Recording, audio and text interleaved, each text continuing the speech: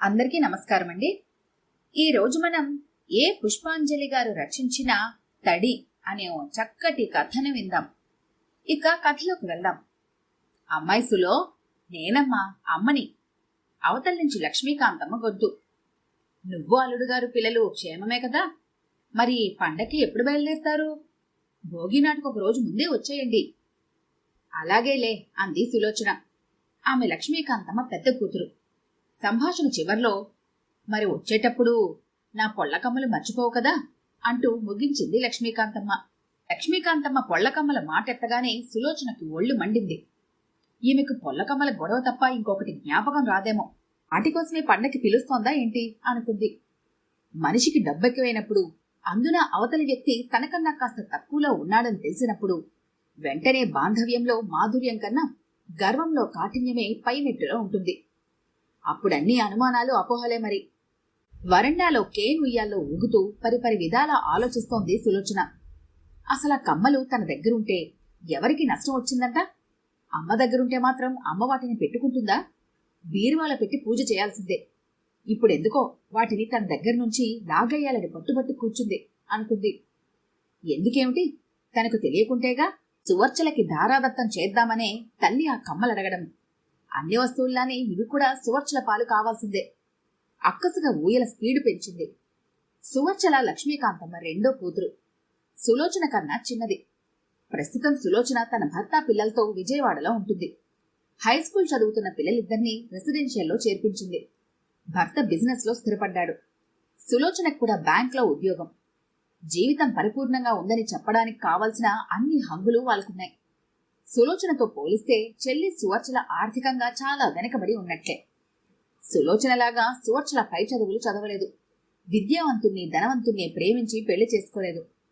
తన బావ శంకరాన్ని వ్యవసాయం తప్ప మరో ఉపలబ్ధి లేనివాణ్ణి ఏరికోరి పెళ్లి చేసుకుంది. ఆమె సులోచనలాగా 2 పిల్లలతో సరిపుచ్చుకోక నలుగురిని కన్నది. పెద్ద సంసారం. అసలు అమ్మకి సువర్చలంటేనే ఇష్టం. తనన్నా తన పిల్లలన్నా అంత ఆసక్తి లేదు. తన జీవితాన్ని గురించి ఎన్నో జాగ్రత్తలు తీసుకోబట్టి ఈవేళ ఈ విధంగా ఉంది గాని, అమ్మకున్న పక్షపాత బుద్ధికి నాన్న పోయాక తన గతి ఏమై ఉండేది? తన మీద తను జాలిపడుతూ తన కార్యసాధనకి గర్వపడ్డది సులోచన. చిన్నప్పుడు బడికి రమ్మంటే రాకుండా అమ్మ వెనకాల దాక్కునే సువర్చల నాన్న తిడుతుంటే, పోనీవయ్యా, ఈ ఆడపిల్లల చదివి ఏం చేయాలంట అని అమ్మ వెనకేసుకొచ్చేది. అలా ప్రతి విషయంలో వెనకేసుకురాబట్టే సువర్చల అలా పాడైంది. నా బావే అంటూ శంకరం బావని పెళ్లి చేసుకుని అనుభవిస్తోంది. జీవితానికి ప్లానింగ్ లేకపోతే బతుకులు సువర్చల బ్రతుకుల్లాగానే ఉంటాయి అనుకొని వ్యంగ్యంగా నవ్వుకుంది. సులోచన ఇల్లెప్పుడు నిత్య నూతనంగా ఉంచుకుంటుంది. సామానైనా కాస్త పాతబడ్డది అనే అనుమానం వస్తే చాలు, దాన్ని తీసేసి కొత్తది కొనాల్సిందే. అలా ఎన్ని సామాన్లు! గ్యాస్ స్టవ్లు, కుక్కర్లు, డిన్నర్ సెట్లు, గ్రైండర్లు, ఆక్వాగార్డు, సోఫా సెట్లు, బెడ్స్, ఒకటేంటి ఎన్నెన్నో. అసలు రవికి అత్తగారన్నా మరదలన్నా చాలా అభిమానం. ఏం దొరికితే సాధ్యమైనన్ని సామాన్లు తమ క్వాలీస్లో వేసుకుని విడవలూరికి చేరుస్తుంటాడు. అలా తీసుకొని పోవడం ఆయనకెంత మాత్రం విసుగనిపించదేమో. అట్లా విడవలూరు చేర్చిన సామాన్లు అమ్మ ఉంచుకుందా? అబ్బే, రెండోసారి వెళ్లి చూసేసరికి ఏవీ ఉండవు. పొయ్యిలో కట్టెలు పెట్టి ఊదుకుంటూ నీళ్లు కాచాల్సిందే. పచ్చళ్ళు రోట్లో రుబ్బాల్సిందే.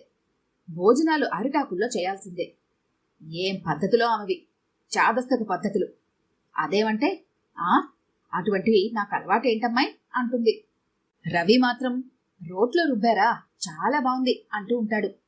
ఆ సువర్చల అదేమిటో గాని ఎప్పుడూ నవ్వుతూ తుళ్ళుతూ ఎంత సంతోషంగా ఉంటుందో, అందర్నీ నవ్విస్తూ ఎంత సరదాగా ఉంటుందో. దాని ముఖం డబ్బులేని చోట సుఖ సంతోషాలు ఎక్కడి నుంచి వస్తోంది? అంతా నటన. ఉక్రోషంగా అనుకుంది సులోచన. చూడు రవి, అమ్మ వస్తువులన్నీ సువర్చలకు చేరుస్తోంది అని తను రవి దగ్గర బాధపడితే అతడేమన్నాడు? నీకవసరం లేని వస్తువులు ఎక్కడుంటే ఏం సులో, అయినా సువర్చల పరాయిదా అన్నాడు. మరదలు వండిపెట్టే కోడికూర, మినపగారెలు తిని తన మీద చాలా ప్రేమ అనుకుంటున్నాడు అమాయకుడు. అదంతా కాకాల బిజినెస్ అని తెలిస్తేగా. రవిని మూర్ఖుడుగాను, తనని తాను చాలా తెలివైనదిగాను ఊహించుకొని అతిశయపడ్డది సులోచన మరోసారి. గత సంవత్సరం విడవలూరులో పని మనిషి సుబ్బమ్మ తనకి తలంటుతూ ఉంటే ఆమె చెయ్యి తగిలి తన కుడిచెవి కమ్మ మలి చుట్టూ విరిగిపోయింది. అప్పుడమ్మ ఉత్త చెవులతో ఉండకూడదమ్మా అంటూ బీరువాలోంచి ఆ పొల్ల కమ్మలు తీసిచ్చింది. అంతవరకు బాగానే ఉంది. పెద్ద పగడాలు, మధ్య ముత్యాలు పొదిగిన ఆ కమ్మలు తను ఎర్ర చీరలకు మ్యాచింగ్ గా వేసుకుంటుంది. అవి యాంటిక్స్ లాగా ఉంటాయంటారు తన స్నేహితులు. ఆ విషయం రవికి చెబితే, యాంటిక్స్ చూసుకోవాలే గాని వేసుకోకూడదు సులో అన్నాడు. అప్పటినుంచి మొదలు, ఆ కమ్మలు తీసుకురా, తెస్తున్నావా అని అమ్మ ఒకటే పోరు. ఆ కమ్మలు వేసుకునే హక్కు తనకు మాత్రం లేదా? అసలు తను ఎప్పుడూ వాళ్ళకివ్వడమే తప్ప వాళ్ళ దగ్గర నుంచి ఎప్పుడైనా ఏమైనా ఆశించిందా? ఇన్నాళ్లకి తను ఆ కమ్మలు మాత్రం తన దగ్గర ఉంచుకుంది. అది ఉంచుకోవాలని, సొంతం చేసుకోవాలని కాదు. అమ్మ అవి కావాలని పట్టుబట్టే కొలది తనకి పట్టుదల పెరుగుతోంది. తన చెవులకున్న ఆ పొళ్ల కమ్మలు చేత్తో తడముకుంటూ అనుకుంది. ఆ భాగ్యమ పిన్నికి మాత్రం ఎల్లకాలం విడవలూరులో తల్లి ఇంట్లో ఏం పని? 3 కొడుకులున్నారే, ఎవరో ఒకరి దగ్గర ఉండొచ్చుగా. ఆహా, ప్రపంచంలో అక్కంటే ఇంకెవ్వరికీ ప్రేమ లేదు, ఒక భాగ్యమ్మకి తప్ప. నాన్న పోయాక పర్మనెంట్గా తమ ఇల్లు చేరిపోయిందామె. పైగా మా అక్కనొదిలి నేనెప్పుడూ లేనమ్మా, చచ్చిద్దాకా ఒకరికొకరు ఉండాల్సిందే అంటుంది. ఆవేం ప్రేమలో మరి. భాగ్యమ్మకు లక్ష్మీకాంతంకు వయసులో దాదాపు 14 ఏళ్ల తేడా ఉంది. భాగ్యమ్మ పుట్టగానే తల్లి పోవడంతో చెల్లెలు పూర్తి బాధ్యత తనే తీసుకుంది లక్ష్మీకాంతమ్మ. ఆ కారణం చేత అది అక్కా చెల్లెల అనుబంధం కాక తల్లి కూతుళ్ల బంధమైంది. తను దగ్గర లేకపోతే అక్కడెవరు చూసుకుంటారు అనుకుంటుంది భాగ్యమ్మ. 3 కొడుకులు మంచి ఉద్యోగాల్లో ఉన్నా వాళ్ల దగ్గరికి చుట్టపు చూపుగా మాత్రం వెళుతుంటుంది. అసలు తనకి సువర్చలంటే కుళ్ళా? తనకంటే బావుంటుందని ఈర్ష్య? అమ్మ సువర్చలకేదైనా ఇస్తే తనకేంటి బాధ? అమ్మ వస్తువులు వాడుకోలేదనా? సువర్చలంటే అసలు చేత ఎందుకు తను బాధపడుతోంది? ఇలాంటి అంతర్మదనం జరిగినప్పుడు ఆమె అంతులేని అశాంతికి లోనవుతుంది. వాళ్లంతా ఒకరికొకరు తోడే తన మీద కుట్రలు పన్నుతున్నారు అనిపిస్తుంది. తనని వెలివేశారో అనిపిస్తుంది. రవి కూడా తన బాధ సరిగా అర్థం చేసుకోడేమో అనిపిస్తుంది. ఈ విశాల ప్రపంచంలో తన ఒంటరి. తనకెవరూ లేరు. తన పిల్లల్ని ఎవరూ ప్రేమించడం లేదు. తన అశాంతికంతా అమ్మే కారణం. ఈ నిర్ణయానికి వచ్చేశాక తల్లి మీద అక్కసు తప్ప మరేం మిగలదు సులోచనకి. ఆమె ఆలోచనల్లో సతమతమవుతూ ఉయ్యాల్లో ఊగిసలాడుతూ ఉండగానే రవి వచ్చాడు. అర్జెంటు పనులుండం వల్ల ముందు పిల్లలను సులోచనను వెళ్లమని, తాను సంక్రాంతి రోజు సాయంత్రానికి విడవలూరు చేరుకుంటానని చెప్పాడు. తన ముందే నిర్ణయించుకున్న ప్రకారం కావాలని ఆ పొళ్లకమ్మలు మర్చిపోతూ పిల్లలతో విడవలూరు బయలుదేరింది సులోచన. లక్ష్మీకాంతమ్మ సంక్రాంతి పండుగను తన భర్తలాగానే విపరీతంగా ప్రేమిస్తుంది. నెల్లూరు జిల్లాలో పెద్ద పండుగ అని పిలువబడే ఈ పండుగకి కోస్తా జిల్లాలాగానే చాలా హడావిడి ఉంటుంది. ఎంత పేదలైనా అరిసెలు చేయడానికని రోట్లో బియ్యాలు దంచుతూ కనిపిస్తారు. వాటితో పాటు లడ్లు, మురుకులు కూడా చేస్తారు. అవి అందరికీ పంచుతారు. అందరూ కొత్త బట్టలు కొంటారు.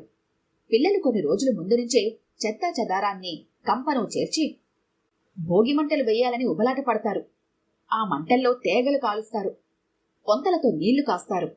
రైతు కుటుంబాల్లో తమ వద్ద పనిచేసే పాలేళ్లకు, పనివాళ్లకు కొత్త బట్టలు ఇవ్వడమే కాక కడుపు నిండా భోజనాలు పెడతారు. అయితే సంస్కృతులు మారుతుండటంతో పండగ నిర్వహణ కొంతవరకు పలచబడ్డదనే చెప్పాలి. అయినా పాత వాసనలు వదలని లక్ష్మీకాంతమ్మ లాంటి వాళ్లు మాత్రం ఆనాటి పరంపరను ఇంకా కొనసాగిస్తూనే ఉన్నారు. సులోచన పుట్టింటికి చేరగానే రహస్య గూఢచారినిలాగా ఇంట్లో ఏమేం వస్తువులున్నాయి, ఏ ఏ వస్తువులు సువర్చలకి ఇవ్వబడ్డాయి అనే విషయాలు గమనిస్తుంటుంది. అయితే ఈసారి మాత్రం ఆమెకు తన తల్లిని గమనించడానికే సరిపోయింది. కారణం లక్ష్మీకాంతమ్మ బాగా చిక్కిపోయి నల్లబడ్డది. పిల్లల్ని చూసి లేని ఉత్సాహం తెచ్చుకుందని తెలిసిపోతూ ఉంది. అక్కకి మధ్య ఆరోగ్యం బాగాలేదు సులో అన్నది భాగ్యమ్మ పిన్ని. ఏమైంది అడిగింది సులోచన. పని చేస్తూ చేస్తూ హఠాత్తుగా నీరసపడిపోయి పడుకుంటుంది. పొలం వెళ్ళిన రోజుల్లా జ్వరాన పడుతుంది. డాక్టర్కి చూపించలా? నెల్లూరులో చూపించాము. మద్రాసుకెళ్లి అన్నీ చెకప్ చేయించుకోమన్నారు. భాగ్యమ్మ చెప్పింది విన్నాక ఆలోచించింది సులోచన. పిన్ని మాటల సారాంశం తనని చెకప్ చేయించమనేగా. విజయవాడ నుంచి తామర తంపరగా వచ్చి పడుతున్న వస్తువులు, పొలంలో పంట, ఇతర రాబడులన్నీ చెల్లెలి పరం చేస్తుందిగా. అంత మాత్రం చెకప్ చేయించలేరా? ఎక్కడో ఉద్యోగం చేసుకుంటున్న తనొస్తే గాని ఆ చెకప్ జరగదా? వీళ్లంతా ఎంత అవకాశవాదులో అమ్మకిప్పటికైనా తెలిసొచ్చిందా? సంక్రాంతి పండుగ రోజు సువర్చల వంగపండు రంగు చీర కట్టుకుంది. అరే, ఇది తన మొన్న విజయవాడలో అమ్మకి కొనిపెట్టిన చీర. ఎవరికి ఇవ్వకమ్మా అని చెప్పి మరీ ఇచ్చింది. అయినా అది సువర్చల పాలైంది అనుకొని బాధపడ్డది సులోచన. ఆ బాధతో కోపంతో పండుగ నాడు భోంచేయనని మొరాయించింది. మూలగదిలో పట్టె మంచం మీద ముసుగేసింది. లక్ష్మీకాంత్ తమ కంగారుగా కూతుర్ని చేరి, అదేంటమ్మాయి, పండుగ నాడు భోంచేయకుండా లేలే అంది. కాసేపు బతిమలాడించుకున్నావు. అమ్మా, నువ్వెప్పుడైనా నా మాట విన్నావా అడిగింది సులోచన. అయ్యో, నీ మాట కాక ఇంకెవరి మాట వినాలమ్మా నేను? మీ నాన్నలాగానే నీకు ముక్కు మీద కోపం. నా బుజ్జి తల్లివి కదూ, లేమ్మా. మరి ఆ చీర సువర్చలకెందుకిచ్చావు? బిడ్డకి చీర కొని సంవత్సరం అయిందమ్మా. మనందరం కొత్త బట్టలు కట్టుకొని దానికి లేకపోతే అందరి ముందు మనకే కదమ్మా అవమానం. నా దగ్గర బోలెడని వెంకటగిరి చీరలు మూలుగుతున్నాయి. పెద్దదాన్ని ఏది కట్టుకుంటే ఏంటి, పండగ జరగదు? మొన్న మిరపతోట మీదొచ్చిన డబ్బులన్నీ శంకరానికి పిల్లలకి కూడా బట్టలు కొన్నాను. నీకు ఇక్కడివి నచ్చవని నీకు పిల్లలకు ఇదో ఈ 3000 అట్టు పెట్టాను. అల్లుడు గారికి వేరే. నువ్వు విజయవాడ వెళ్ళాక కొనుక్కోమ్మా. బొడ్లో నుంచి 3000 రూపాయల నోట్లు తీసి బెడ్ మీద పెడుతున్న తల్లిని చూసి సిగ్గుపట్టది సువర్చల. తనకివ్వలేదనా తన కోప్పడుతున్నది? ఇచ్చినది ఇచ్చినట్టు అన్నీ చెల్లెలికి దోచిపెట్టద్దనేగా తను చెబుతుంటుంది. అయినా ఆ మాట పైకనకుండా, ఇలా డబ్బులని వృధా చేస్తే నీ ఆరోగ్యానికి కావాల్సి వస్తే అవసరానికి ఎవరిస్తారు? నాకేమీ అక్కర్లేదు అంది. నేనింకా బతికేం చేయాలమ్మా? ఎప్పుడెప్పుడా మహానుభావుని చేరుదామా అని చూస్తున్నాను. నాకే డాక్టరు ఏ మందులు అవసరం లేదు అని దీనంగా చెబుతున్న తల్లిని చూస్తే సులోచన మనసు కరిగి నీరైంది. మాట్లాడకుండా లేచి భోజనానికి నడిచింది. ఆ సాయంత్రం పెరట్లో కరివేపాకు కోస్తున్న సులోచన కాలు జారి పడటంతో కాలు బెనికింది. సువర్చల ఆమెను మెల్లగా ఇంట్లోకి నడిపించుకుని కాలు మర్దన చేసింది. అదంతా సహజమైన ప్రేమగా తోచలేదు సులోచనకి. తన నుంచి ఏదో ప్రయోజనం ఆశించే తనకిలా సేవ చేస్తోంది అనిపించింది. సంక్రాంతి రోజు సాయంత్రానికి రవి రావటం, మరుసటి రోజు సాయంత్రం అందరూ విజయవాడ బయలుదేరటంతో ఆ సంవత్సరం విడవలూరులో సంక్రాంతి ముగిసింది. సంక్రాంతి వెళ్ళిన 3 నెలలకి సులోచన మంచి నిద్రలో ఉండగా ఫోన్ మోగింది. అవతల నుంచి భాగ్యమ్మ పిన్ని. ఆమె గొంతు గాద్గదికంగా ఉంది. ఏదో శక్తినంతా కూడదీసుకుని మాట్లాడుతున్నట్టు ఉంది. సులో, అమ్మకి బాగాలేదు. ఛాతిలో నొప్పంటే నెల్లూరు ఆసుపత్రిలో చేర్చాం అంది. సులోచన నిద్రమత్తు వదిలిపోయింది. సులోచన ఫోన్లో మాట్లాడుతున్నంతసేపు ఎవరో సన్నగా ఏడ్చినట్టు, హడావిడిగా జరుగుతున్నట్టు అవతల నుంచి శబ్దాలు వినిపిస్తున్నాయి. సులోచన గుండె వేగంగా కొట్టుకోసాగింది. వెంటనే రవిలి లేపింది. అందరూ బయలుదేరారు ఆ అర్ధరాత్రిలోనే. అయితే వీళ్లు విడవలూరు చేరకముందే లక్ష్మీకాంతమ్మ భౌతిక కాయాన్ని విడవలూరు చేర్చారు. 11వ రోజు కర్మ ముగిసింది. నుమాపటి వేళ అందరూ ఆరు బయట కూర్చున్నారు. కరెంటు లేదు. అంతా చీకటిగా ఉంది. వరండాలో భాగ్యమ్మ స్తంభాన్ని కానుకొని, ఇక నువ్వేనా కాసరా అన్నట్టు కూర్చొని ఉంది. ఇంకాస్త అవతల ఒక మూలగా కూర్చున్న సువర్చల సన్నగా ఏడుస్తోంది. నిశ్శబ్దాన్ని ఓరడిస్తున్నట్టుందామె ఏడుపు. బాదాం చెట్టు కింద వాలు కుర్చీలో కూర్చుంది సులోచన. ఇంతవరకు తానెరుగని ఓ కొత్త మనిషి తనలోంచి బయటకు వచ్చినట్టుంది సులోచనకి. ఆమె ఉన్నట్టుండి, సువర్చల, నీ పర్సు ఇలా పట్టుకురా అంది. సువర్చల పర్సు తెచ్చాక లోపల జిప్లాగి ఒక చిన్న పొట్లం తీసింది. అది సువర్చల చేతిలో పెట్టి, ఇవి నీకే అంది. అవి పొళ్లకమ్మలు. సువర్చల వాటిని చూసి ఆశ్చర్యపోతూ, ఇవి నీకిమ్మని అమ్మ నాతో చాలాసార్లు చెప్పింది అంది. భాగ్యమ పిన్ని గబగబా దగ్గరికొచ్చి వాటిని చూస్తూ, పొళ్లకమ్మలు, పాపం, బావగారు దగ్గరుండి కంసాల చేత చేయించినవి. తను చనిపోయేటప్పుడు ఇవి వేసుకోవాలని అంటూ ఉండేది అక్క. అందుకే కాబోలు అపస్మారక స్థితిలో కూడా చెవులు తడుముకుంది. ఇవి నీ దగ్గరున్నట్టు నాకు తెలియదే. కాని అక్క ఒక విషయం మాత్రం స్పష్టంగా చెప్పేది, తన తదనంతరం అవి పెద్దమ్మాయివి అని అంటూ నిట్టూర్చింది. అనేక సంవత్సరాలుగా పొడిబారి ఉన్న సులోచన గుండెలో తడి, భరించలేనంత తడి, నిరంతర జీవన ఊటలాగా ఉబుకుతున్న తడి. అంత తడిని ఇముడ్చుకోలేని ఆమె గుండె ఆ తడిని అశ్రువులుగా మార్చి వెలుపలికి పంపింది. అక్క ఏడవటం ఎప్పుడూ చూడని సువర్చల కంగారు పడుతూ ఆమెను గట్టిగా కౌగిలించుకొని, అక్క అంది. ఇన్నాళ్లు సులోచనకి సువర్చలకి మధ్యనున్న పెద్ద గోడను కూలదోసింది ఆ కౌగిలి. వాళ్ళిద్దరి మధ్యనున్న ఎన్ని యోజనాల దూరాన్ని మాయం చేసింది ఆ కౌగిలి. అంతేకాదు, ఆ కౌగిల్లో తానెన్నడూ ఎరుగని వెచ్చదనాన్ని, భద్రతను పొందగలిగింది సులోచన.